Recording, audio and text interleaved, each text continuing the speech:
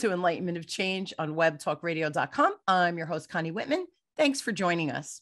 Now, as you listen to the show, change can be hard. I get it, especially if the change you're facing, you didn't choose, right? And it was thrust upon you. So to help you on your journey of change, I have a free gift for you. It's my communication style assessment. If we can learn to communicate in a more authentic, real, direct, but fair way, I think that we can create harmony in the world. So take the test, understand what your natural communication superpowers are, and the flip side, your lowest score, which is probably the style that is the hardest for you to communicate with. That doesn't mean that there can't be magic with those people, even though they think and communicate differently than you. So take the test, understand your superpowers and your blind spots. And I do hope that it helps you navigate whatever change that you're dealing with in your life. Now, my motivational quote today is by Chris Gosser. And Chris says, "Opportunities don't happen, you create them." Now, I've learned through many years of success, and let's face it, probably even more failures, that I always needed to keep putting that one foot in front of the other. Movement forward has always created new opportunities for me because I think I was open to receiving while being in motion. So pivoting was a lot easier than constantly trying to come up with the new perfect next step, right? That really doesn't exist. Yeah, I believe that in my times of transition through my business and or life, that no matter how difficult, it's provided me the opportunity to take those experiences and grow from them. And actually, a lot of time magic happens from those pivotal moments in life. Now, I'm looking forward to my conversation today with my friends and brilliant guest, Mark Aylward. Now, Mark, he is a career transition coach. And let me see my notes here. And we're going to discuss his 30 plus years as a staffing expert and business owner. Now, Mark is a single father of 3 beautiful adult children who are doing their own thing, a proud graduate of the University of Notre Dame and a marketing degree, and is a lifelong entrepreneur and staffing expert who has built and sold 2 staffing firms. He is a fitness and tradition advocate and an avid reader, writer, and is currently transitioning to online career coaching and professional consulting. He is brilliant. Please help me welcome Mark to the show. So Mark, thanks for being on. Oh, Connie, what a wonderful welcome that was. Thank you so much. And I love your messaging as well. That's the whole time you're talking, I'm thinking, well, there's all these topics we can talk about. Well, yes, Mark and I have been friends for a few years now. He's been on my show 3 times. I think this is the 3rd. Yeah, I think this is the 3rd.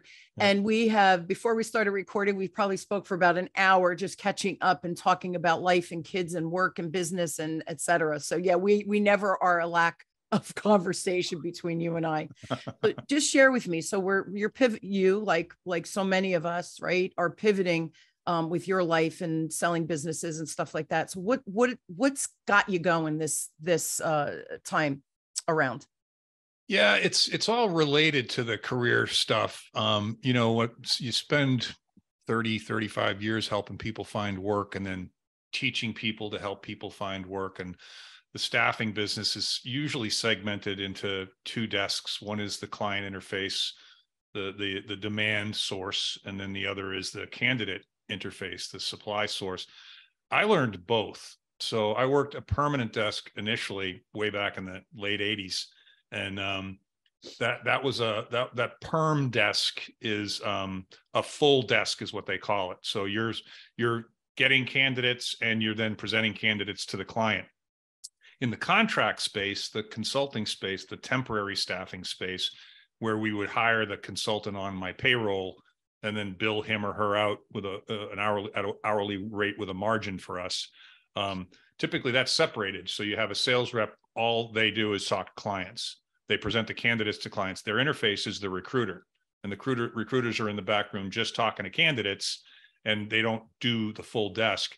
And I think that experience was really helpful for me because I was a recruiter, I was a sales rep, I was a sales manager, I was a recruiting manager, and then I was an owner and an operator. And I did both perm and contract. So in terms of how companies hire people and how people get hired, I just accumulated a ton of expertise. And to your point, as much of it was learned by failure, it was by success. And so I think my perspective is slightly different. And I think it affords me a level of empathy that most recruiters and salespeople don't have. I think and you've had experience with recruiters, I'm sure, in different capacities. Most of them are transactional. Most of them are relatively inefficient. Most of them don't empathize a whole lot or listen very well. They're driven by metrics like number of resumes presented, number of openings taken, and there's no real focus on quality there. It's really numbers. The more numbers, the better. The more numbers, the better. And maybe that's what sales is mostly in general. And you try and find these pockets of opportunity to do the relationship work because it's more fun, it's higher margin, and people are more interesting, you Absolutely. know? So I'm trying to figure out how to take all that and bottle it up into a coaching program that I can scale. And so right now I'm trading time for money, and I've got a couple of other interests that I can share with you as well that are bringing me some income. And I was just joking with somebody the other day. My kids are doing so well. There's family talk about maybe me becoming a chief operations officer for this conglomerate that is the Aylward franchise, but which would be fun. That can I tell you that could be pretty cool and really create a legacy for your kids after you're done, right? Because you've built the businesses. So what a great gift. That's kind of cool. Interesting. It's I was joking with my middle daughter, Hannah, the other day. I said, I would love to help you because she's at a point right now where she's got she's getting a banker, getting a lawyer, getting, doing accounting, cash flow reporting, and hiring people and firing people. She's getting into all of the scalable things that happen when you grow. And most of it's new to her, but none of it's new to me. And I said to her the other day, I said, hey, it's been free advice up to this point. You give me a COO title, it's going to cost you some money. I love it. I love it. Pay up, baby. Right. I love it. That's awesome. I have a question for you with the contract work. What we're seeing, because my kids are 23 and 26, new job. You've been wonderful speaking, especially to my older son, and you gave so many wonderful resources for my kids, which I love you and I appreciate that. Cool. But my little guy has been a contract employee, which is good, gaining experience, getting some business chops, building his resume, learning skills. And the layoffs and stuff are happening. So he's okay for now, but it appears to me, and I could be way off because not my zone of genius, but it almost looks like companies are hiring as contract workers for 3 to 6 months, kind of prove yourself. And then they're putting the offer to bring people internally. Is that what you're seeing? Is it more cost effective, or am I way off in my perspective here? No, I think that contract to hire has been a thing for my whole career. And I think two things. One is companies have philosophies, right? They're not right or wrong. I have a project here with a finite end date. I have a good core group of full-time employees. I just want to bring in a couple of consultants with very specific expertise for 3 to 6 months. Project's completed. I don't have to lay anybody off. I just terminate the contracts and they go on and get their next gig. And there are people that are they want contract gigs. They don't want to be on W-2. They want the flexibility. They like the travel. Those people are typically younger. That burns you out after a period of time. Sure. But then there are companies that are like, my philosophy is I'm going to invest in my people, and I don't want any temporary workers here. I want everybody bought in. I want everybody on the benefit plan. I want everybody getting training. I want everybody treated the same. That's just a different management philosophy. If you hire contractors, and I think in the circumstances we're in today, what you're doing is saying, I don't know what's going to be down the road in 6 months, so I'm not committing to anybody full time. I'm going to get the work. I'm going to have to pay a little more, but if the stuff hits the fan and I got to let a bunch of people go, I can let go of my contractors, and my reputation as a fair employer is intact, because that's what contractors are for. So it could be any number of reasons. But I've seen it, and that's another area where people are like, well, this is how it's done. No, it's not done any one way. It's done the way you want it done, Well, depending on objectives, right? I think it's one of those two things. It's either the philosophy of the company, or it's the uncertainty of the economic future. Probably both. Yeah, which makes sense right now. So what are your thoughts on all the layoffs that are happening, and the criticism that's happening with these layoffs? Well, I think there's a lot of corporate malfeasance going on. And I think, if Elon Musk can come in and lay off 11,000 people and not skip a beat, somebody was really operating inefficiently. Somebody was not planning. Somebody was, that's a lot of fluff to get rid of overnight. And all the big companies, they don't, I don't think anybody sees the economic reality until they're in it. I think people that say they can predict these things are mostly full of shit, pardon my French. But some of them maybe, but very few. So I think that it's just poor planning, not facing up to the economic reality of the latest quarterly reports, appeasing shareholders. It's kind of game playing, I think. On the other side, if I'm a candidate, if I'm an employee, what I'm seeing on LinkedIn, Connie, and I just wrote about it, and I'll mention a workbook I just created. It costs money, but I'm only charging $9 for it. I was thinking to myself, these open to work buttons that people are putting up just speak of desperation to me. Like, no one's going to talk to you because you have an open to work button on. They're going to talk to you because of your background. And if you have an open to work button on, what I'm thinking is you've already spoken to a million recruiters. You've already sent your resume to every company that has an opening online. So if I'm a recruiter, I'm not enthused to reach out to you because you're already all over the place, and I'm going to have to get really lucky to be able to help you. And so if you're not a recruiter, you don't think that way. You think I want to let everybody know I'm looking. Well, the other thing people are doing is, well, what are you looking for? Yeah. If you have any openings that you think might be of interest to me, let me know. I'm a director. I'm like, a director of films, a director of operations. Like, what? You're not giving anybody enough information to help you. And even though people are inclined to want to help, if somebody says, I need your help, and that's all they say, how are you going to help them? Right. So I went around, and people are just throwing resumes at online job portals and job boards. Most of those openings don't even exist. They're just trolling for resumes, or they forgot to take them down when they filled them, or it's such an inefficient place to be looking for work right now. But it's like, there's another way to do this. And I sat down about, 2 weeks ago, and I said, what's the number one problem that these people have? And I read some Amazon books, and I did some research, and I went on some career type sites, and it's like, oh, you're not getting in front of decision makers. You're not having conversations with decision makers. So I just created this workbook. I think it's 14 pages. And I thought, well, anybody can afford $9, and maybe if I can get it out there to, 10,000, 100,000 people, I can make a little money, but it also gives people access to these 7 steps that you can take to get in front of decision makers that no one's doing, right? No one's teaching them. No one's talking about them. Everyone's just like, well, this is the way you have to do it. You have to take your resume and your cover letter, and you have to send it in to that online portal. Then you have to answer all these ridiculous questions that pigeonhole you. No one yet knows your work ethic, your attitude, your intellect, your aptitude, your willingness to learn new things, your team play, all those things that are the only things that are important. Yeah. You're not even communicating those things. And then you're getting rejected without any feedback at all. So you don't have any way to improve. Without feedback that's specific, you're going to continue to do the same thing. And people are just frustration. So I created that thing, and I also attached some discounted hourly coaching to it. So I thought, get the workbook, do everything I say to do in there.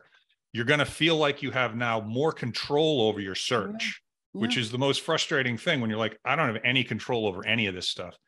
If anything, this thing will make it'll give you control over your search.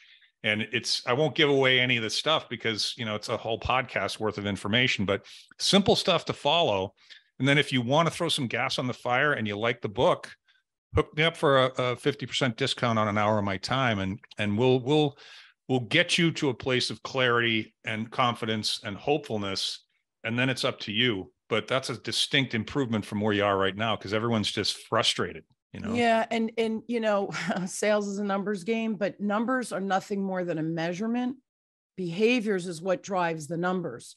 So it's the same thing you're talking about. yes, you can't send out one resume and think you're going to get the job of your life, or have a perfect resume and not send it out like somebody's going to knock on your door. There is an element of movement, right? That you have to get the resumes out. Mm-hmm. But the problem is, it's like throwing spaghetti against the wall. Let's see what sticks. Yeah. If we can refine what we're doing, obviously you have to have a good resume and all those things, but if we can refine what we're doing, we have a better chance. And the other thing you said about decision maker, I'm giggling because this all mirrors, right, sales behaviors as well, because behaviors drive the numbers. Mm-hmm. If I'm what was I saying? See, I lost my trend of thought, Mark, for 61 years here. What was I saying? You had said something. Movement. Just chucking resumes out there. You got to get the resumes out. The decision maker. That's what I wanted to comment on. If we're not in front of the person who's going to make the decision, I don't care if it's for a job, for sales, for, hiring a babysitter. I don't know. But if you're not in front of the decision maker, it's like you're blowing into the wind. You're screaming into the wind, because if they can't make the decision, or they're not empowered or have the capacity to do it, you're talking to the wrong person. Mm-hmm. You need to make sure that you get in front of that right person. So there's got to be a process to get through the noise, right? Those barriers to get to the decision maker. So do you have any ideas on that? Because I think that we have to get to the decision maker. That's the core. Well, but how do we do that? Yeah, well, I think that, and this because you've been in sales your whole life, that how accessible is the decision maker? So I've had conversations with, in my space was technology. So it was like software engineering manager, CIO, director of IT, whatever. The person at the top of the IT heap, mostly software in my space, but the hierarchies are all the same. It doesn't matter what the industry is.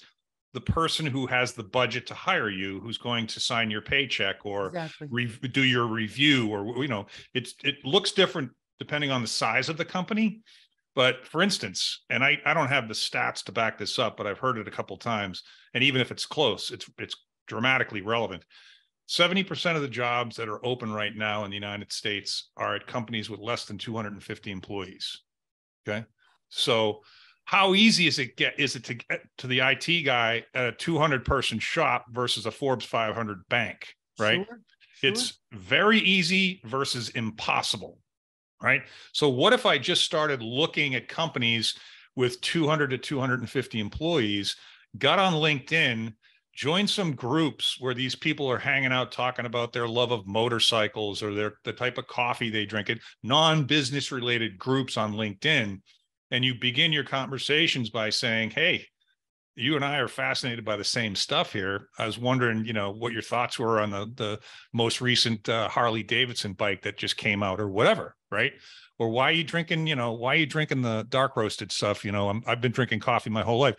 Breaking the ice, non-work related, and then 3 or 4 touches in saying, I've been looking around your site and I went on your website. What you guys are doing at your company is really interesting.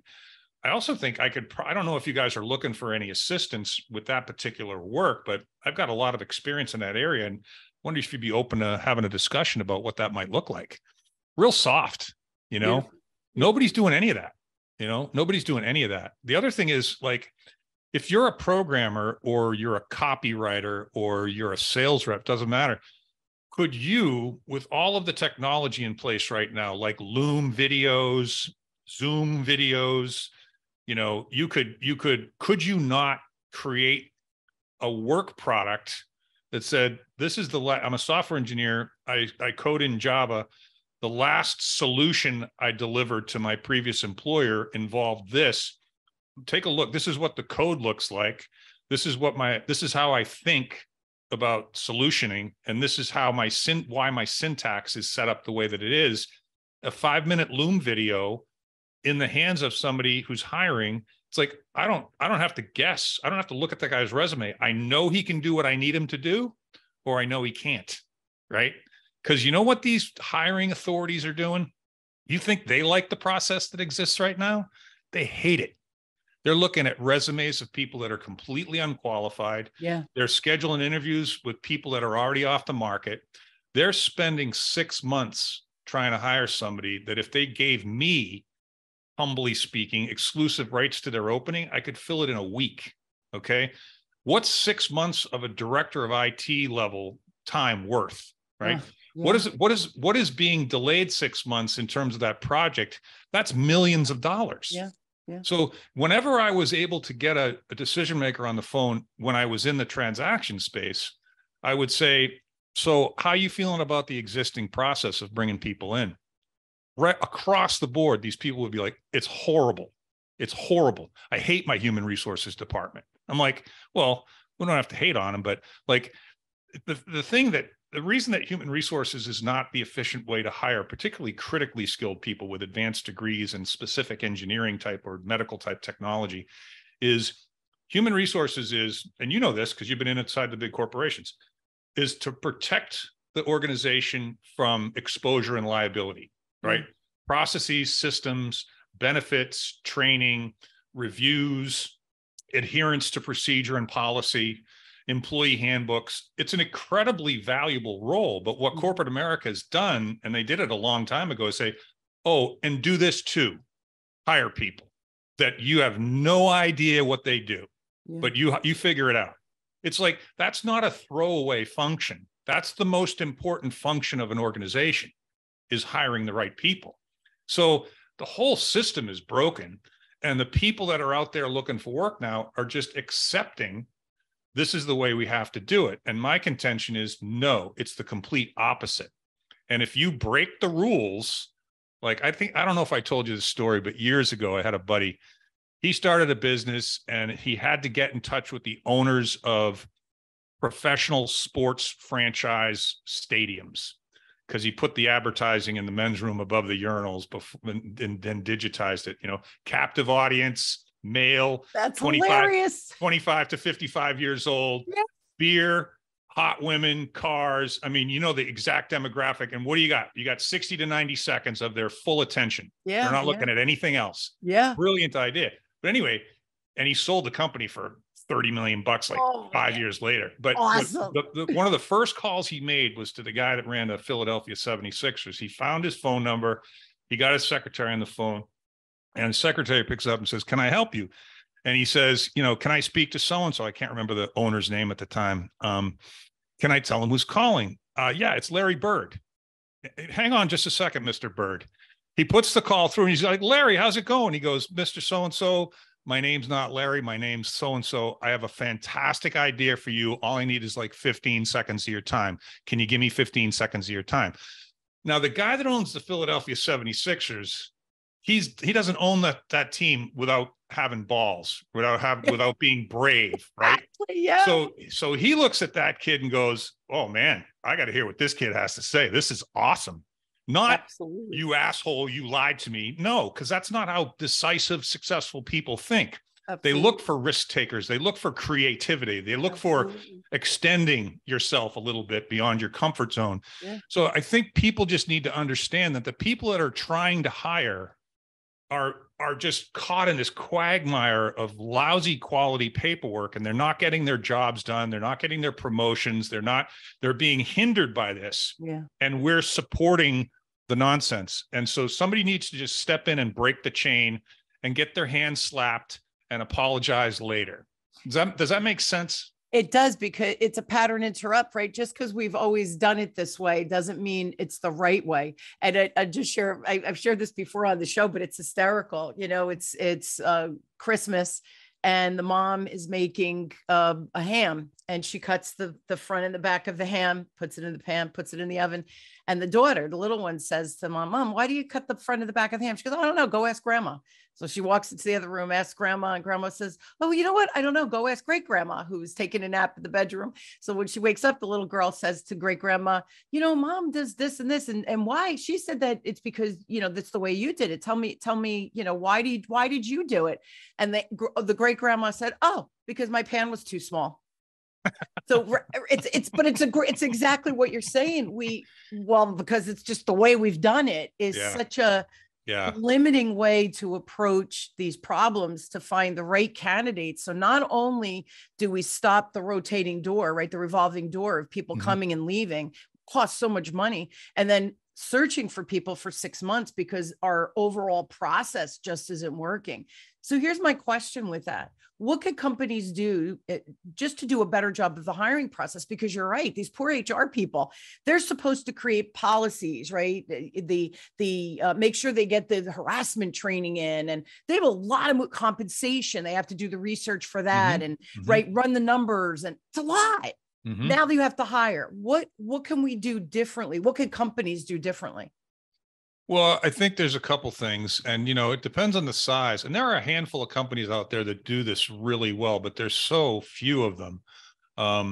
It's a quality thing. It's like, I remember doing business with some financial services firms in Boston where one or two of them had 7 rounds of interviews before they'd make a decision, right? And in 7 rounds of interviews, you have at least 7 different people, probably closer to 14 or 21. You're occupying a huge amount of corporate time to make a decision that one person should be able to make. One person.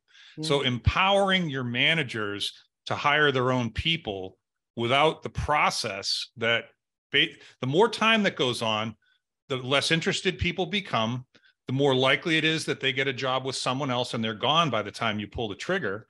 And your reputation suffers in the marketplace because you're not decisive, and no one wants to work for someone who's not decisive.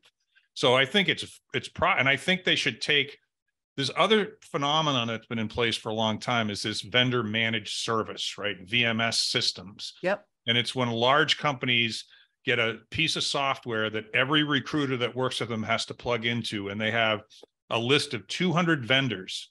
So if I'm on a list of 200 vendors, what are my chances of success in any of those one transactions? 1 out of 200? At best. Every time. Well, why am I incented to work that opening? I'm incented to take people out of that company and put them somewhere else. That's what I'm incented to do. So I think it's just facing the reality. Most of it's process stuff, but also if you've seen a job description at a big company lately, it's bullshit. It doesn't say anything. It says excellent communication skills and the leadership capabilities and the ability to interface with different corporate cultures and personalities. It's like, what is this person expected to do? Right. And I think more companies should focus on, forget about degrees, forget about credentials, forget about experience, forget about certificates. And I'm exaggerating to make a point, but I want to know the answer to one question. What's the hardest thing that's ever happened to you in your life? Tell me that story and how you got out the other side of that, on the other side of that, and then shut up for 15 minutes. I'm going to know how smart they are. I'm going to know how personally accountable they are. I'm going to know how creative they are. I'm going to know how self-accountable they are. Like, I'm going to know everything I need to know.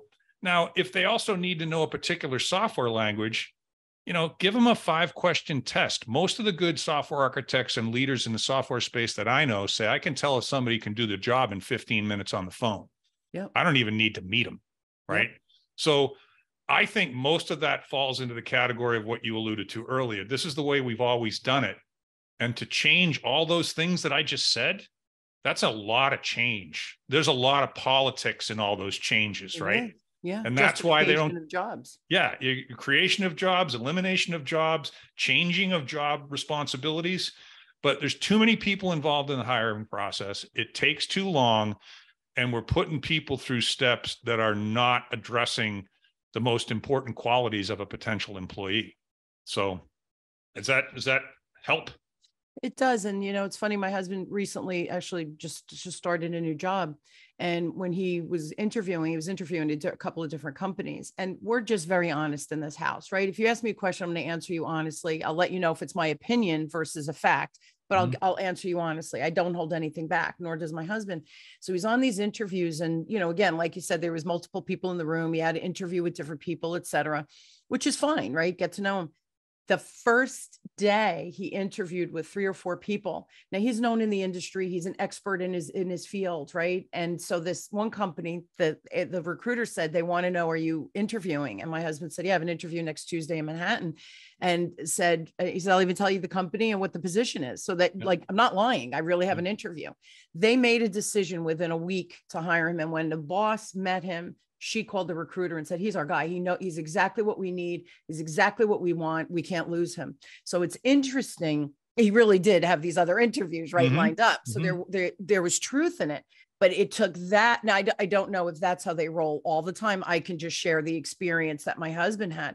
But kudos to them for seeing that, whoa, he's exactly what we're looking for. Why are we looking any further? Right? Mm-hmm. He is known in the industry. There was people within the organization who have worked with my husband through the past 30 years, Mm-hmm. all resounding confidence in him.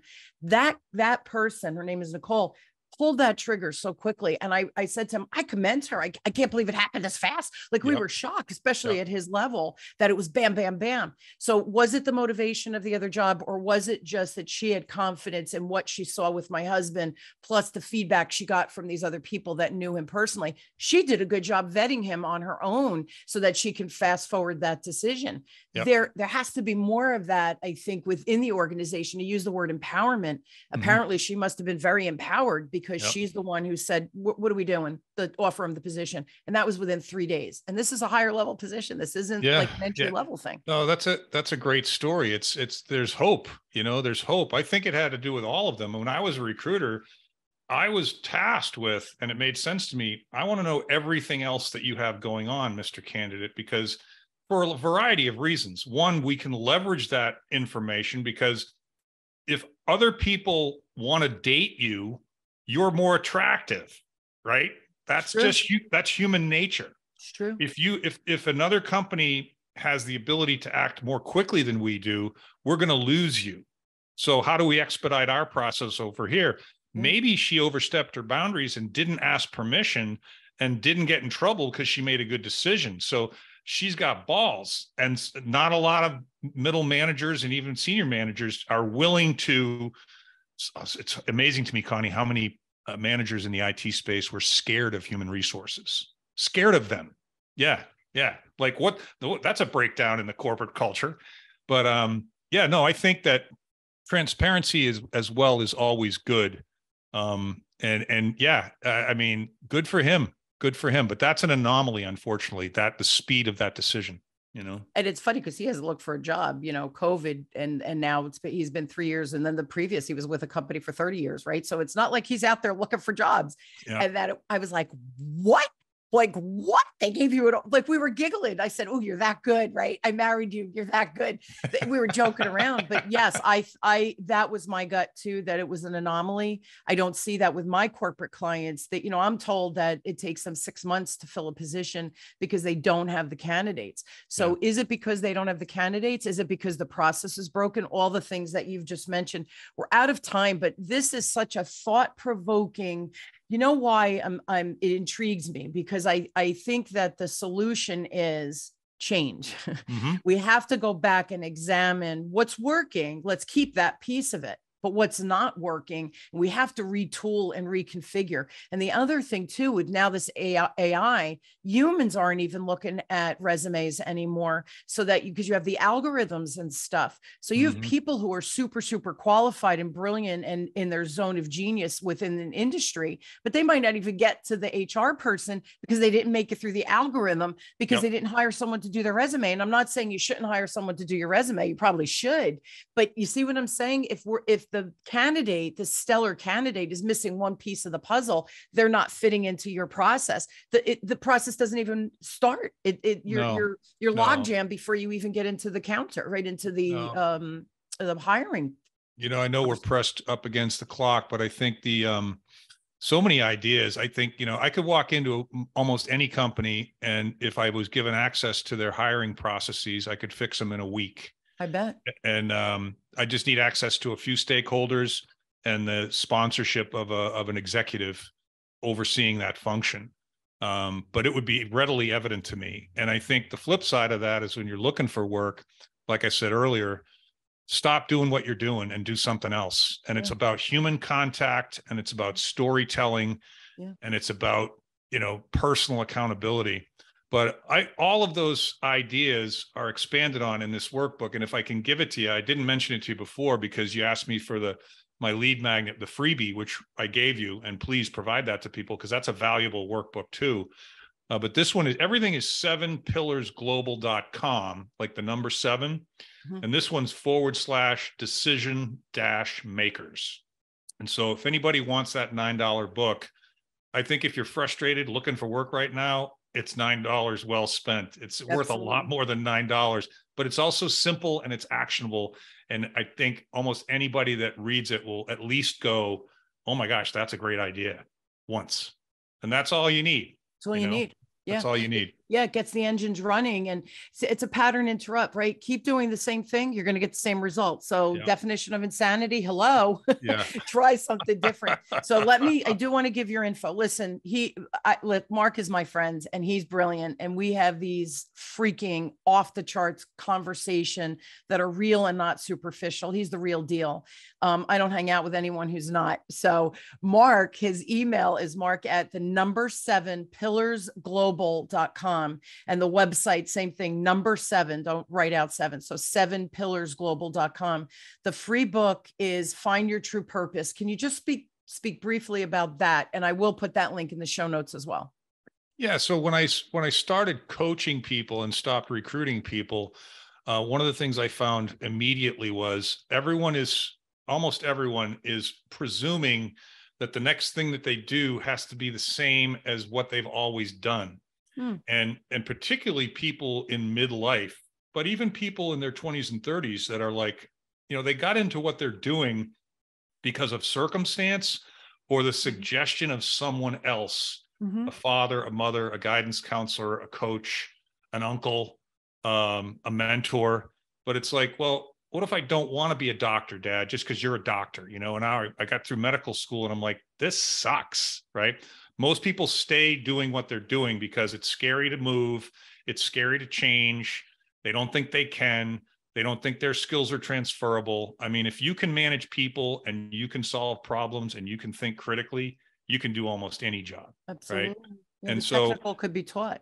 Yeah. It's any most of the good technical people I know I don't care what languages they know. If they understand object-oriented programming and solving problems, I can teach them. Those are just tools like a hammer or screwdriver. Right. And so that book came as a result of, well, wait a second, before we start looking, what are we looking for? Absolutely. Like, what do you want out of life? Yeah. What's the cliche? What's your why? Well, how come we're not talking about that? Yeah. So this workbook, it's probably an hour or two worth of focused energy. It's very difficult, but it's very simple because you're asking yourself questions that most people don't ask themselves. Yeah. And you're also going to get answers, honest answers, some of which you're probably not going to like. Yeah. But that's what life is about. And if you don't look into that mirror and have that conversation with yourself, and then you start going to look for something, you're going to end up with something you don't want. And that's not what, there's no purpose to that. So finding your true purpose flushes that out. And then the second step in that process is, okay, now let's tell that story. What does that story sound like? Yeah. And that's why I get people to pay me hourly, is I get into that stuff, because the tactical stuff is all the same. I redo people's resumes and LinkedIn profiles as part of my service. It's included in the hourly wage. I wouldn't pay anybody to do that. I do that. I've been doing that for free my whole life. Yeah. And I know what the resume is supposed to look like, because that's the tool that I've been using for 30 years. So people that are charging for resume stuff, some of them are probably pretty good. Most of it's a waste of money. I think you got to find somebody like me that brings a practicality to this stuff. It doesn't have to be me, but it should be somebody like me, Yeah. Well, the thing is, you just have so much experience. And it was funny when you said, because I go in, same thing with clients, because I've been doing this so long, it becomes part of our DNA. I don't think we realize it.